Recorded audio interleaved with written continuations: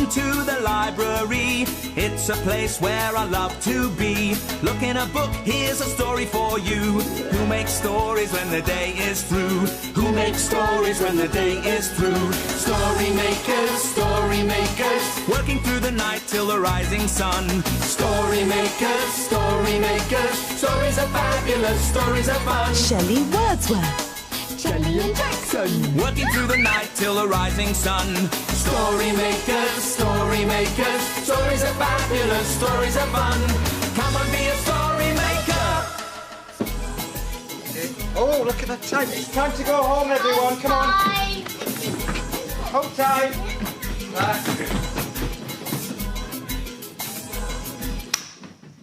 Story makers.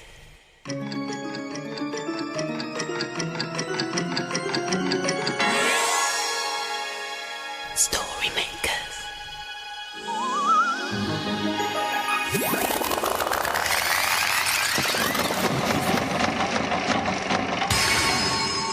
Story makers. It's midnight in the library. Hello. Time for all story makers to come out. Are you ready? The sun is down, the stars are bright. Story makers come out at night. Hello, I'm Shelley Wordsworth, magical maker of stories. Come on, what are we waiting for? Let's have some fun. Boots, boots, beautiful boots, stamping on the ground.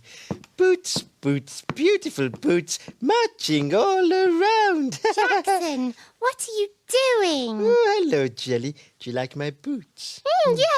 Can I wear them, please? Oh, no, you can't wear these. They're mine. Oh, but Shelley, look at Jackson's boots. Oh, wow, splash-tastic Wellington boots. Wellington boots? Yes, that's what those type of boots are called, Wellingtons. Oh, great. Boots, Wellington boots, stamping on the ground. Boots, Wellington boots, marching all around. Yeah. Shelley, can we make a story with Jackson's Wellington? Oh, no. You can't put my boots into the story machine. It's all right, Jackson. I'm sure we can find something else to make a story with. We could make a story with Jelly's wellies. A baby's booty. No, Shelley. Yes. I want a story about Wellington. Okay, my green queen. Wellingtons it will be. Jelly's wellies.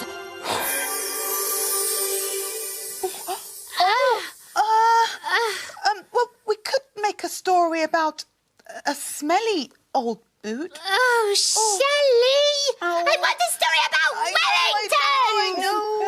Wellington! You can't put my boots in the story machine, but you can use this. What's that? I did a picture of my boots. Oh. Splosh-tastic. A Wellington boot picture for a Wellington boot story. Yes. Marvellous. Yeah. That's better than using my boots.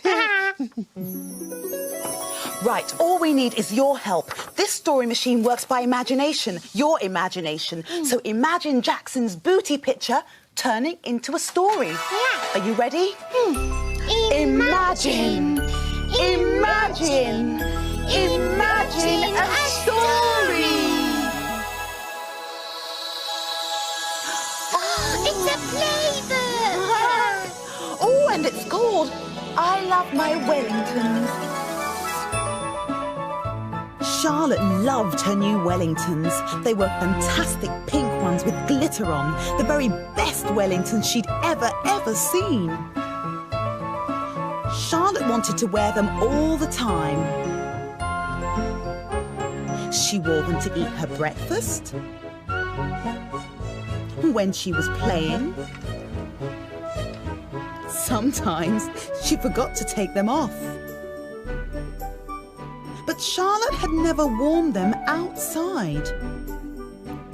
You don't need to wear your Wellingtons, Mum would say. There aren't any puddles today. So off Charlotte would go and play inside, still wearing her Wellingtons. One very sunny day, Mum said she could wear her Wellingtons outside. But where could they be going? Soon they arrived. They went through a huge gate and met a lady called Barbara. "Welcome to my farm," said Barbara. "Come and see my chickens." So off they went. "Do you like my shiny pink Wellingtons?" Charlotte said to the chickens. And the chickens all clucked. Yes, they did. They went through some straw and long grass over to the sheep. "Do you like my shiny pink Wellingtons?" Charlotte said. And the sheep all baaed and stared at her. By now, Charlotte's shiny pink Wellingtons were getting a bit mucky. Charlotte then saw some friendly donkeys. "Do you like my shiny pink Wellingtons?" she said to the donkeys. "They're quite shiny," said Lizzie the donkey.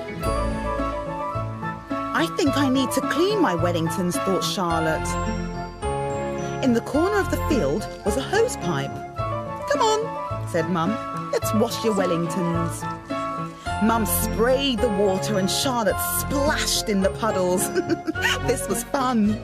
Charlotte went to see the pigs. "Do you like my clean and shiny pink Wellingtons?" Charlotte asked them.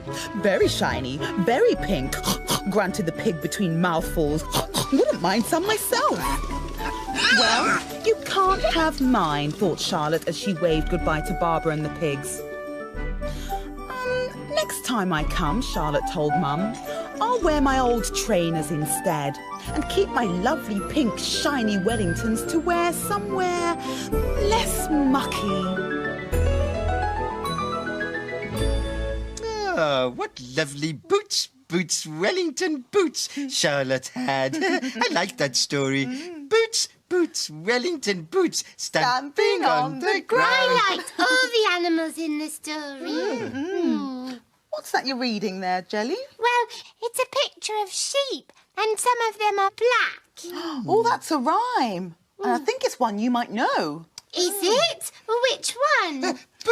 Boots, Wellington boots, stamping on No, the it's not that one, Jackson. Oh. Can you guess? Bar, black sheep. Oh, yeah.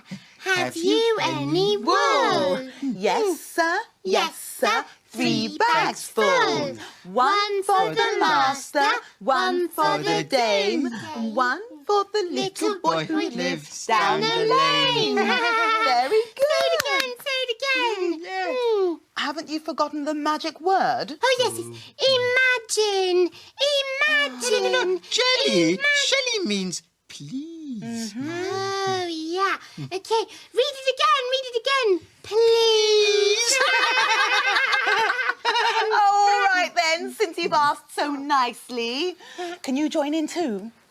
Ba, black sheep, have you any wool? Yes, sir, yes, sir. 3 bags full. 1 for the master and 1 for the dame. And 1 for the little boy who lives down the lane.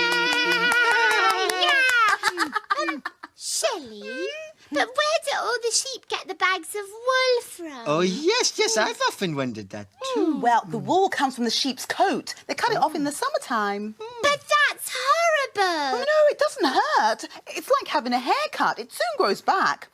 Have a look at this. Magic sprinkles. Wow. Sheep's wool is wound into a woolly round, and then I knit it into a scarf. Oh, is it for me? Well, is it for me? You'll have to wait and see. Dum-dee-dee-da-dum. Ooh, dee-da-dum. It's very slow. Oh, yes, well, it takes about 3 weeks. Weeks? Yes. Wouldn't it be quicker to put it in the story machine? Oh, well, yes, I suppose you're right. Yeah. I never was much good at knitting anyway.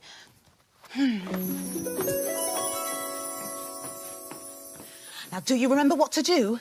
Send us lots of imagination and use the magic words. Imagine, imagine, imagine a story. It's a Kevin the Spaceman story. And it's called Woolly Planet.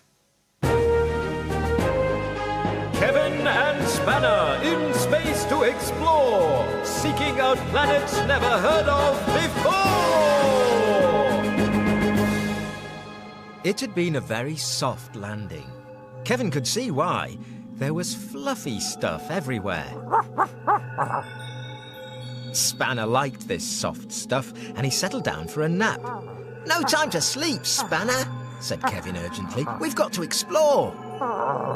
Spanner was tired of exploring, but Kevin was insistent. "Come along, Spanner," he said. Suddenly, the soft stuff started to move. Spanner leapt to his feet. "That's better," said Kevin, heading off to explore. Spanner followed. He wanted to find out what this stuff was. Kevin bent down to feel the fluffy stuff, and Spanner sniffed it. It smelt faintly of sheep. "I think this is wool," said Kevin. The wool moved again. Spanner chased after it. "Wait for me, Spanner," called Kevin.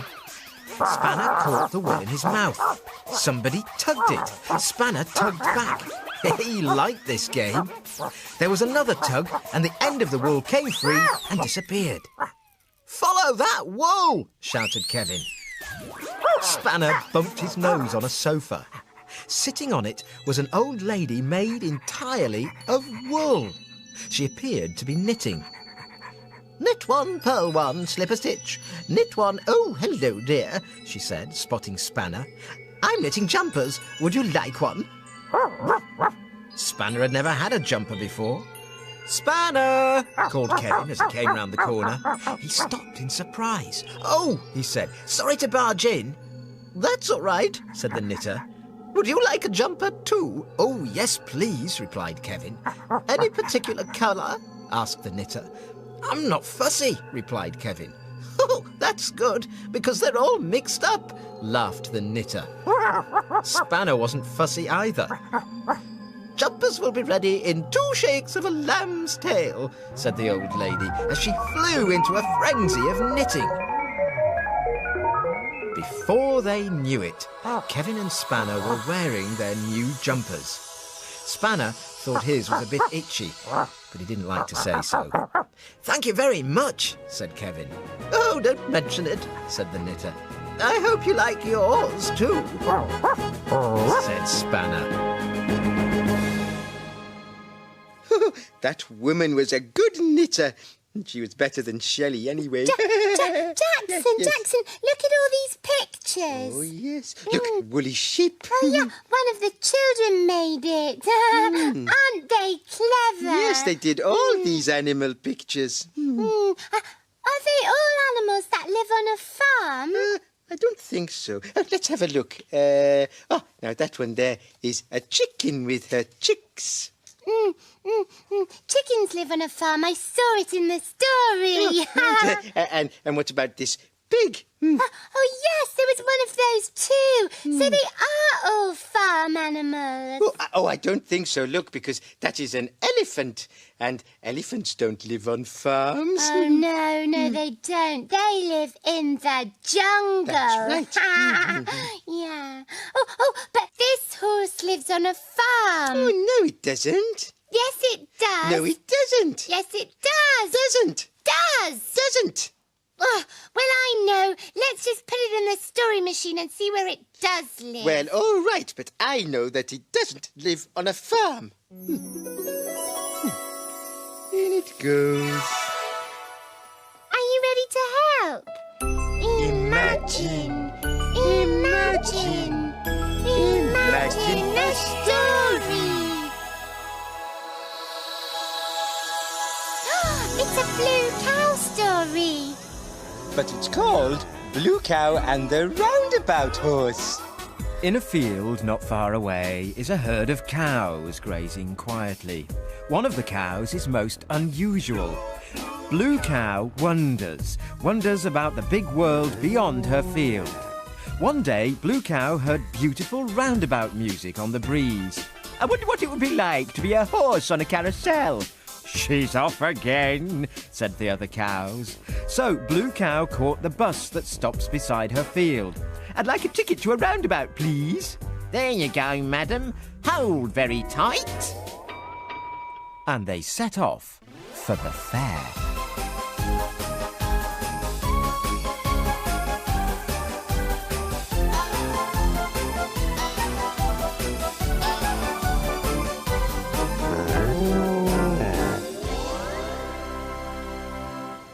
And then they arrived. When Blue Cow got off the bus, she could hardly believe her eyes. Hello, glad you could come. A jolly-looking carousel horse with the name Bob painted on its side leapt down from the carousel. Come on, Blue Cow, I'll show you around. Would you like a ride on the spinning teacups? Bob said. Ooh, yes, please, giggled Blue Cow. The next thing she knew, she was spinning in a beautiful cup. When it stopped, she felt quite giddy. Next came the House of Fun, with its crazy mirrors that made Blue Cow look very funny. Ooh, look at my long neck, she grinned. I look like a blue giraffe. What would you like to do now? Asked Bob kindly. Well, Blue Cow thought for a moment. I would really like to be a carousel cow. No problem, Bob smiled. Blue Cow stood proudly on the carousel next to Bob. Oh, please can I have a ride on the Blue Cow, Mum? Asked a girl called Rosie. And on she jumped. The music started and the carousel twirled, slowly at first and then faster. Hooray! Cheered Rosie. Moo! Cheered Blue Cow. And they both had the most wonderful carousel ride ever.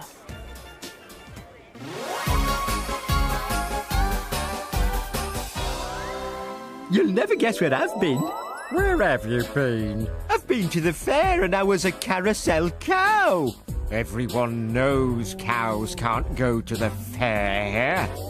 But we know they can, don't we? Clippity-clop, moo!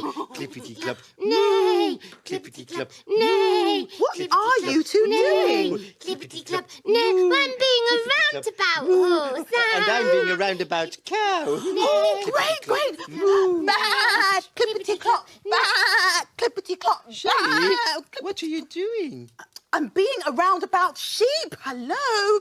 Clippity-clop. Bah! Clippity-clop. Bah! Look, it's getting light. Oh no, it's time for the roundabout to stop. The stars have gone and the sun is up. It's time for us to disappear. Yes, the children will be here soon. Dawn is upon us and the morning is nigh. We've made our stories and we bid you bye-bye. Good move. Good move. Story makers, working through the night till the rising sun. Story makers, story makers, stories are fabulous, stories are fun. Thanks for helping us. Goodbye. Bye, story makers. Come back to the library again soon.